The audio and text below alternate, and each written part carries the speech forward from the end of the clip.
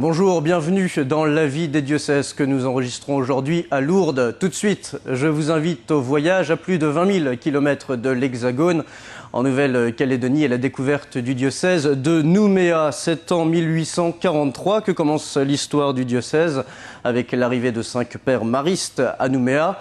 Plus de 150 ans après, la Nouvelle-Calédonie se caractérise par une population métissée entre son peuple d'origine, les Mélanésiens, les Européens, les Wallisiens et Futuniens, les Tahitiens, Indonésiens ou Vietnamiens. C'est essentiellement l'exploitation du nickel qui a fait la réussite économique de Nouméa. Et aujourd'hui, les enjeux de l'Église catholique en Nouvelle-Calédonie sont nombreux. L'éducation, l'inculturation ou le dialogue entre les ethnies. Alors pour aborder l'actualité du diocèse de Nouméa, Monseigneur Michel Calvet, bonjour. Bonjour. Vous êtes l'archevêque de Nouméa depuis 1979. Vous venez de fêter vos 30 ans d'épiscopat. Tout d'abord, un très bon anniversaire. Vous êtes père mariste, donc missionnaire. On va s'intéresser tout d'abord à l'histoire missionnaire de Nouméa. L'arrivée en 1843 de 5 pères maristes après un long voyage de 8 mois. C'est vrai, c'était une équipe de pères maristes, mais tous originaires du diocèse de Clermont. Si bien que nous essayons de garder cette tradition, ce lien. C'est le chemin de la parole, le chemin de la foi jusqu'à nos îles, qui est passé par le diocèse de Clermont, et c'est pour ça que le patron du vicariat apostolique de Nouvelle-Calédonie était saint Austremoine, l'évangélisateur des tribus arvernes, les tribus de l'Auvergne.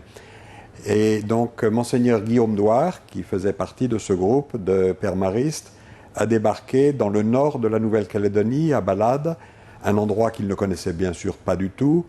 Et ils ont commencé par prendre contact avec la population qui était là. C'est une région qui n'avait pas du tout été évangélisée par d'autres, particulièrement par les protestants qui sillonnaient le Pacifique à cette époque-là, en particulier les missions de Londres.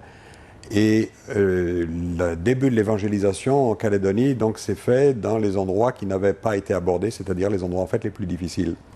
On se dit que 5 pères maristes, c'est très peu. Comment ils ont fonctionné au départ? Ils sont restés ensemble ou ils se sont dispersés dans l'île? Ils ont commencé par vivre. Ils ont été débarqués sur le bord du rivage avec leur caisse et il a fallu prendre contact avec des gens dont ils ne connaissaient pas la langue. Il y a eu juste quelques traductions qui ont été faites par certains qui avaient déjà voyagé auprès des Polynésiens.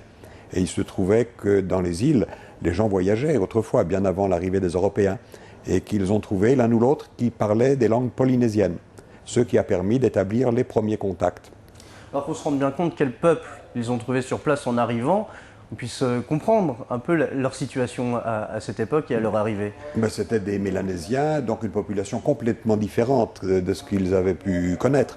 Les premiers pères maristes, c'était des gens qui venaient de la campagne française et qui n'étaient pas du tout préparés à voir des gens qui avaient un monde culturel complètement différent, une manière de vivre, des cultures, des manières de se nourrir, et tout. Il a fallu tout apprendre. Donc c'est la première chose. C'était le même cas en Polynésie avec Pierre Chanel à Futuna. Il a fallu tout apprendre. Qu'est-ce qu'il a fallu apprendre au départ? La langue pour établir le contact, et puis la manière de vivre. D'abord, il fallait vivre sur place, puisqu'il n'y avait plus de soutien.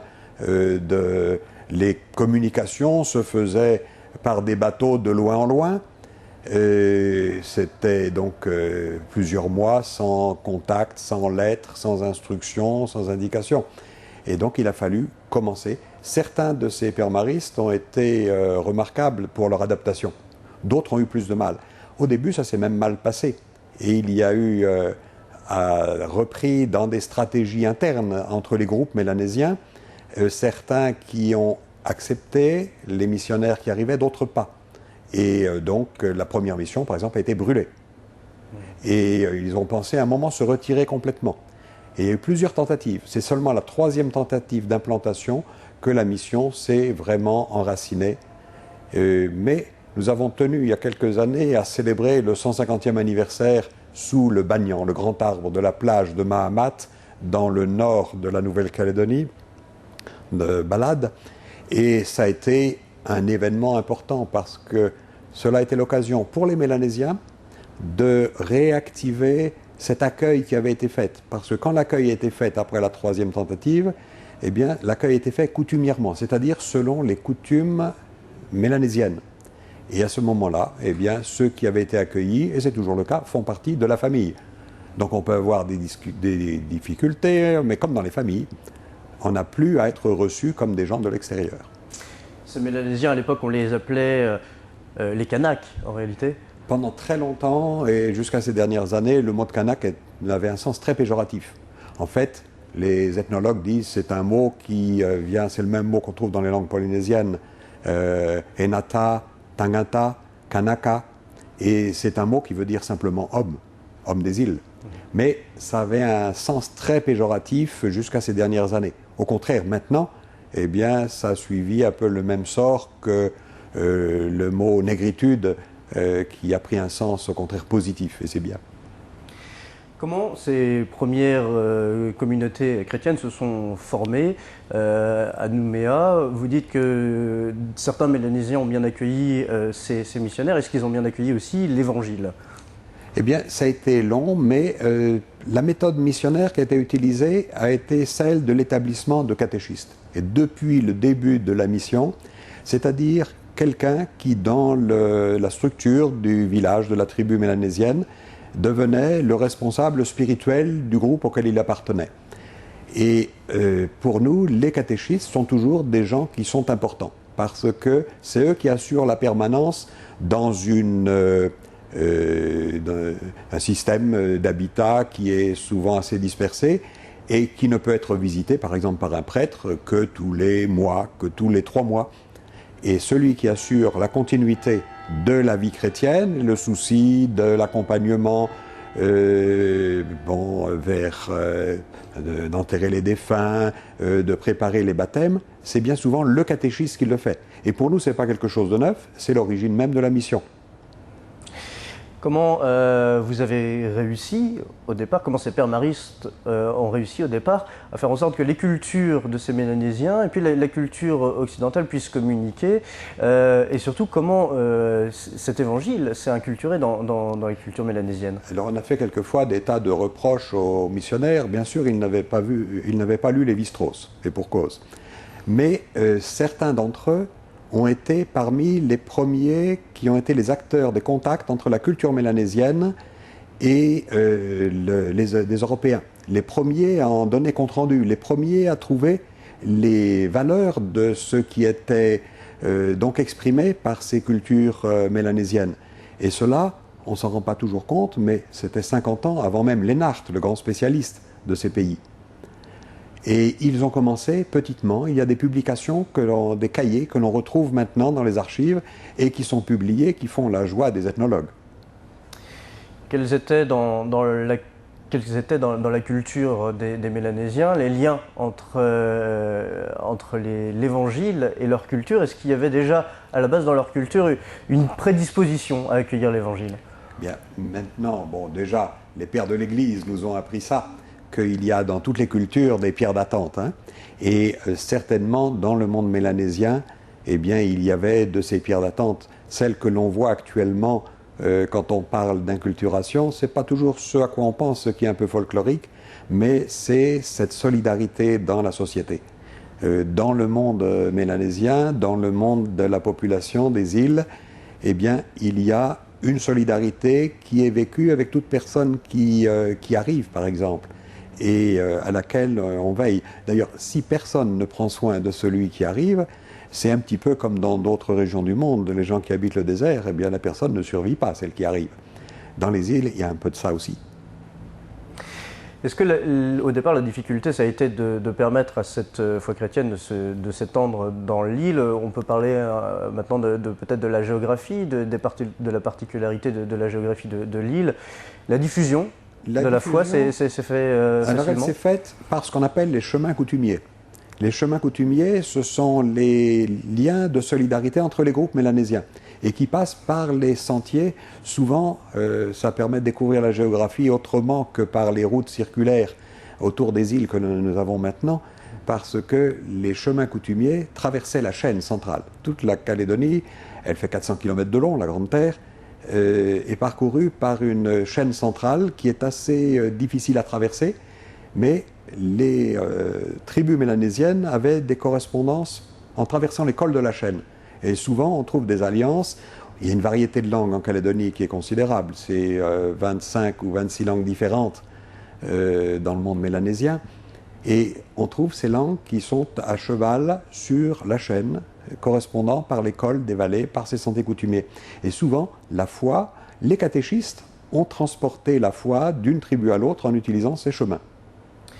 Comment ces communautés se sont appropriées donc, la foi chrétienne? Comment ils ont commencé à bâtir leur première communauté? Vous parliez tout à l'heure du rôle central du catéchiste. Est-ce qu'ils ont commencé à construire des églises, tout simplement? Pas tellement à construire des églises. Bon, il fallait construire des églises pour le culte, mais il y a eu, ça c'était la conviction des pères maristes qui de tradition étaient des éducateurs. Et donc une des premières choses qui a été faite, ça a été d'établir de l'enseignement, de permettre aux Mélanésiens, par exemple, d'être à parité de moyens avec ceux qui arrivaient, qui commençaient à arriver, entre autres les commerçants.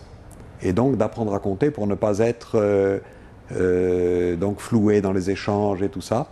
Et puis également pour pouvoir lire, pour pouvoir participer au culte, pour toutes sortes de choses de genre. Également sur le plan de la santé. Et il y avait une situation sanitaire qui était difficile dans ces populations. Et donc les premiers efforts ont porté aussi sur l'éducation et la santé. Et pas seulement pour les garçons, mais également pour les femmes, parce que c'est un enjeu considérable. Alors aujourd'hui, une église catholique en Nouvelle-Calédonie est composée de Mélanésiens, on en parlait tout à l'heure bien sûr, d'Européens. Oui. Alors pourquoi des Européens? Parce que vous parliez du bagne tout à l'heure. Il y a eu un certain nombre de prisonniers qui ont été au bagne donc à Nouméa, qui, après la fermeture du bagne, sont restés en définitive. Alors c'est quelque chose qui a pesé très lourd dans l'histoire de la Calédonie, cette instauration du bagne, et qui a continué à s'alimenter de personnes qui étaient déportées sur la Nouvelle-Calédonie jusqu'à la fin du XIXe siècle. Et ensuite, il a fallu continuer à gérer tout ce monde qui était sur place et qui était quelquefois relégué, qui devait rester sur place, qui ne pouvait pas retourner en Europe. Ça a été quelque chose ça a été dur. Et on peut seulement maintenant parler en Calédonie de cette histoire qui avant était mal vécue, qui était cachée, alors que c'était en fait une histoire analogue à celle de l'Australie. La population de l'Australie, eh bien, ça a été en bonne part les bagnes de l'Angleterre. Et la Nouvelle-Calédonie, malheureusement, a eu pour une bonne part sa population européenne qui est venue de cette manière. Pas la totalité, mais une bonne partie. Maintenant, eh bien... Pourquoi c'était une souffrance, une blessure? Comme une espèce de honte. Qui n'avait pas lieu d'être, les descendants de ceux qui avaient été... Et il faut dire que les gens qui avaient été envoyés au bagne, quelquefois l'avaient été pour des peccadilles. Mais c'était une époque qui était dure, le 19e siècle, en France et en Europe en général. Alors, on a parlé de ces descendants de bagnards. Il y a ces colons aussi, qui sont venus plus tard dans l'île. Est-ce qu'ils se sont bien intégrés à leur arrivée? Alors, les colons, eh bien, il y avait une difficulté. Les colons, d'abord, beaucoup arrivaient dans un pays dont ils ne connaissaient pas le climat, donc quelles étaient les cultures qu'ils pouvaient rapporter, quels étaient aussi l'élevage, mais en Nouvelle-Calédonie, à l'origine, il n'y avait pas du tout de bétail, pas de quadrupèdes hormis les rats et les chauves-souris, y compris les chauves-souris géantes, les roussettes, mais autrement pas d'autres animaux, pas de cochons par exemple, pas de chiens, pas de chats. Et l'introduction de ces animaux a changé complètement la manière de voir.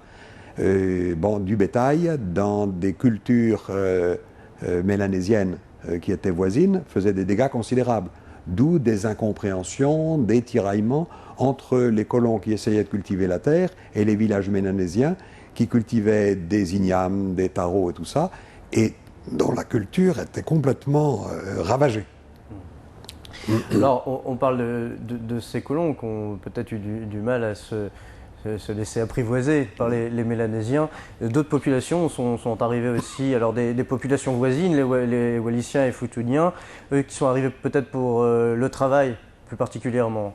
Alors c'est beaucoup plus tard, mais il y a eu, donc ça c'était plutôt dans le XXe siècle, début du XXe siècle, et tout le XXe siècle d'ailleurs, des coulis pour les cultures donc du café, pour la culture de toutes sortes de choses, mais particulièrement le café, soit indonésien, soit vietnamien, et puis le nickel. Alors le nickel, c'est la ressource principale de la Nouvelle-Calédonie.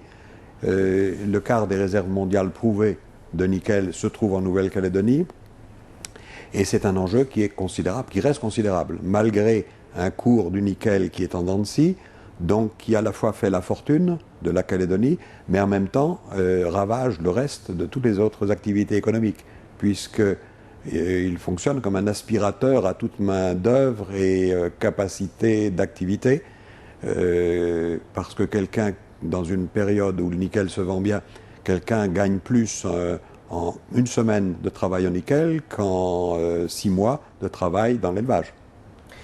Alors on imagine qu'avec tous ces peuples, aujourd'hui, il y a un vrai métissage, un vrai brassage, mais il reste aussi cette juxtaposition ethnique. Est-ce qu'aujourd'hui c'est plus simple? On imagine que les gens communiquent mieux.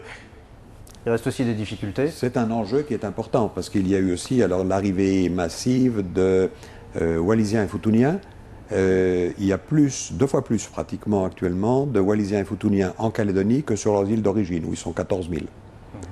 Et donc c'est une population qui est insulaire, mais qui n'est pas de Nouvelle-Calédonie, c'est à 2000 km de là. Donc ça a posé des problèmes. Un des enjeux importants pour l'Église, mais pour la société de Nouvelle-Calédonie, c'est de faire vivre ensemble cette mosaïque d'ethnies différentes. Et c'est un des enjeux actuels du statut de la Nouvelle-Calédonie.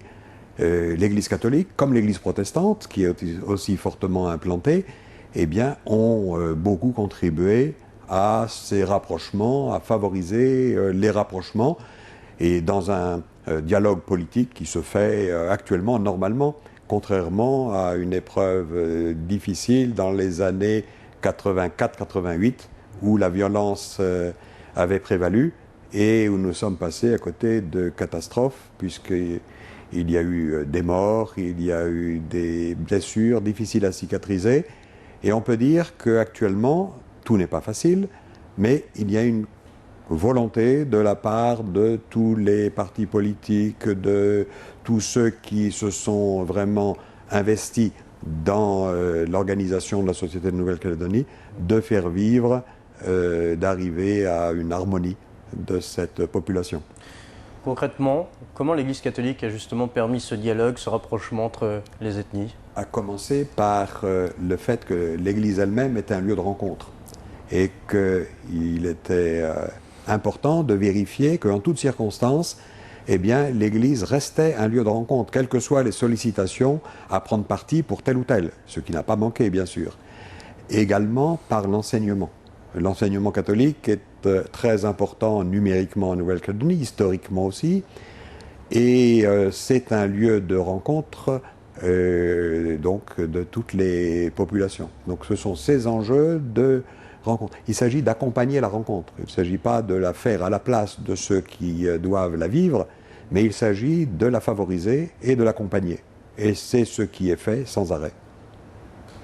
Alors on se demande si effectivement le diocèse de Nouméa est confronté aux mêmes difficultés que les diocèses de France, une diminution de prêtres. Vous avez ordonné un prêtre cette année, nous voyons les images sur notre écran.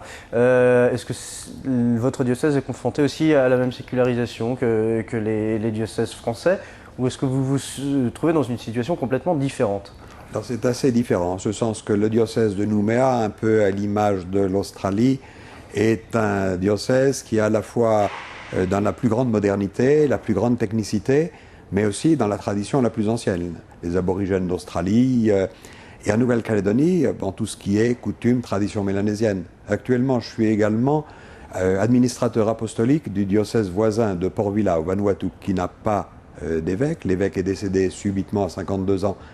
Et donc il y a un peu plus de 2 ans, et je dois m'occuper, donc je suis chargé également de ce diocèse. Et c'est de cette façon que j'ai eu à procéder à l'ordination d'un père mariste qui était le premier prêtre originaire de cette île.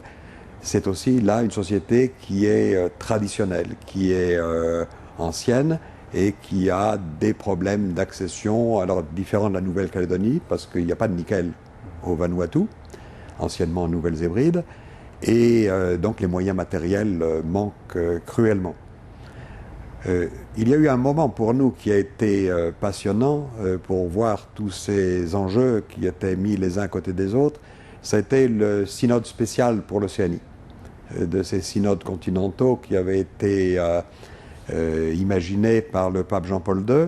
À la fin des années 90, 97-98. Voilà, c'est ça, vers la préparation de l'an 2000. Et personnellement, j'avais été intéressé à cela dès le début. J'étais membre du groupe qui faisait l'articulation entre les conférences épiscopales d'Australie, de Nouvelle-Zélande, Papouasie-Nouvelle-Guinée, Salomon et CEPAC, c'est-à-dire la conférence des petites îles du Pacifique, que je présidais à ce moment-là. Et de cette façon, j'ai accompagné, disons, la totalité de cette démarche du synode depuis le début.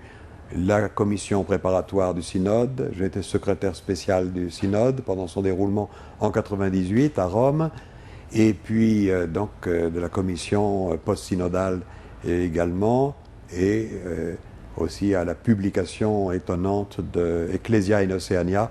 En 2002, qui s'est faite... Alors ça s'est fait de manière étonnante, c'était une suggestion que nous avions faite. Normalement, le Saint-Père Jean-Paul II aurait dû venir promulguer le texte en Nouvelle-Calédonie, à Nouméa. Nous avions déjà commencé les préparatifs là-bas et son état de santé n'a pas permis qu'il fasse le déplacement. Donc nous avons suggéré que ce soit promulgué par les moyens modernes de communication, en fait Internet. Et c'est le premier texte pontifical important qui a été promulgué à la Salle Clémentine au Vatican par les moyens de communication Internet. Un quart d'heure après, j'ai pu le vérifier, quelqu'un à Nouméa disposait du texte sur son ordinateur. Qu'est-ce qu'était le cœur de ce texte, de cette orientation Ecclesia in Oceania? Alors, ce texte est valable pour toute l'Océanie. L'Océanie, c'est l'Australie, ce continent qui est immense, qui est très sous-peuplé, mais qui est immense. La Nouvelle-Zélande, qui est un peu, d'une certaine manière, comme l'Australie, mais avec sa spécificité. Et puis, le monde des îles et la Papouasie-Nouvelle-Guinée, qui est un monde alors très ancien, très de la tradition, qui a une grande difficulté à parvenir à un équilibre dans la modernité. Par exemple, la sécurité, l'organisation des services publics et tout ça. Et dans le texte de Ecclesia in Oceania, il y a des choses qui sont valables pour l'Océanie, mais qui sont valables aussi pour le monde entier. En particulier, ce qui est dit sur l'inculturation. C'était une chose étonnante de voir, puisque même les gestes ont été mis en évidence lors des grandes célébrations à Saint-Pierre, d'ouverture et de clôture du synode spécial pour l'Océanie, avec l'utilisation des conques marines qui résonnaient dans Saint-Pierre, c'était intéressant. Et puis, en même temps, ce signe d'accueil. Tout le monde, les célébrants, portaient des colliers de fleurs, ce qui n'était pas habituel à Saint-Pierre de Rome. Et également, l'accession de tous ces pays donc, aux moyens modernes de communication, aux problèmes modernes. L'Australie vit vraiment dans la modernité, dans ce qu'elle a de plus inquiétant quelquefois. C'est-à-dire que les problèmes de bioéthique et tout ça se posent avec acuité, ce qui n'est pas du tout le cas de l'archipel voisin, un petit peu au nord de l'Australie, Papouasie-Nouvelle-Guinée, où les problèmes sont ceux de la sécurité publique, des épidémies galopantes et de choses comme ça encore maintenant. Alors, Monseigneur Michel Cavé, nous arrivons malheureusement au terme de cette émission. Une dernière question, très rapidement. Voilà donc 30 ans que vous êtes l'archevêque de Nouméa. Est-ce qu'il reste en vous un esprit missionnaire toujours, ou est-ce que vous vous sentez toujours missionnaire, malgré le fait que vous êtes là depuis quand même de nombreuses années? 30 ans, mais c'est comme si c'était hier. Et pour me remettre encore au travail sur des domaines, donc je disais tout à l'heure que j'ai actuellement la responsabilité du diocèse voisin, je pense que la mission continue. Le contexte change un petit peu, mais en fait, dans toutes nos îles. La mission également peut commencer peut-être dans l'autre sens. On voit avec plaisir que soit des jeunes dans les congrégations comme les sœurs missionnaires de la Société de Marie partent en mission en Asie, partent en mission quelquefois même en Europe de l'Est. Et donc la mission a changé de sens. Des petites sœurs des pauvres, on en trouve de Calédonie qui sont dans les différents continents. Monseigneur Michel-Marie Calvet, un grand merci. Nous profitions bien sûr de votre présence à Lourdes pour enregistrer cette émission. Alors, si vous voulez avoir plus d'informations sur la Nouvelle-Calédonie et le diocèse de Nouméa, vous pouvez vous diriger sur Internet et sur le site Internet du diocèse. L'adresse s'affiche en bas de votre écran. Et quant à nous, on se retrouve la semaine prochaine pour une nouvelle destination. Vous pouvez dès à présent retrouver cette émission sur notre site Internet www.ktotv.com. À très bientôt sur KTO.